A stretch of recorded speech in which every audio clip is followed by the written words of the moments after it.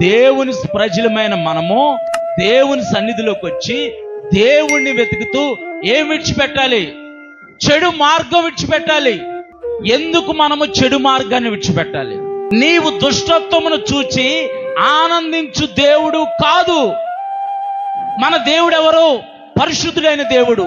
వేవేల దూతల చేత, కెరూబుల చేత, సెరేబుల చేత నిత్యము పరిశుద్ధుడు పరిశుద్ధుడు పరిశుద్ధుడని స్తుతిగానం నొందుతున్న పరిశుద్ధుడైన దేవుడు దుష్టత్వాన్ని చూచి ఆనందించేవాడు కాడట. చెడుతనమునకు నీ యొద్ద చోటు లేదు. మీరు చోటిస్తున్నారా? మీ హృదయంలో చోటిస్తున్నారా? మీ క్రియల్లో చోటిస్తున్నారా?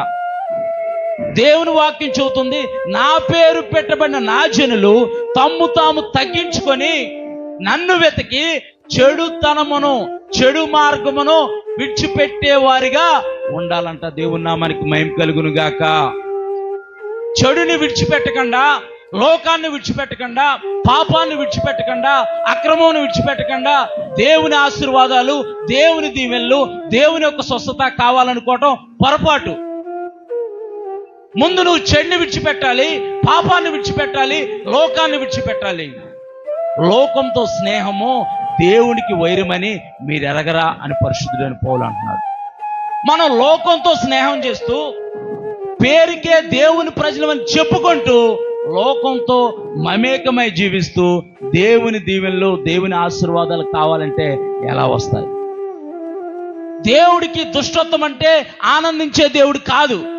మనకు ఆనందం, మనకు సంతోషం, మనకు నచ్చినట్టు మనం జీవించాలని తాపత్రయపడుతూ ఉంటాం. దేవుడు అనుకుంటాడు నా చిత్తం నెరవేర్చే వారిగా ఉండాలని దేవుడు ఆశపడుతూ ఉంటాడు. మనమేమో మనకు నచ్చినట్టు జీవించి ఇదే దేవుడి చిత్తం అనే భ్రమలో మనం బతుకుతున్నాం. ఈనాటి క్రైస్తత్వం కూడా అలాగే ఉంది. దేవుని చిత్తాన్ని దూరం పెట్టింది, దేవుడి మార్గాన్ని దూరం పెట్టింది. వాళ్ళ స్వప్రయోజన కొరకు వారు మార్గాలు వేసుకోవటం మొదలుపెట్టారు. చెడు మార్గమును విడిచిన ఎడల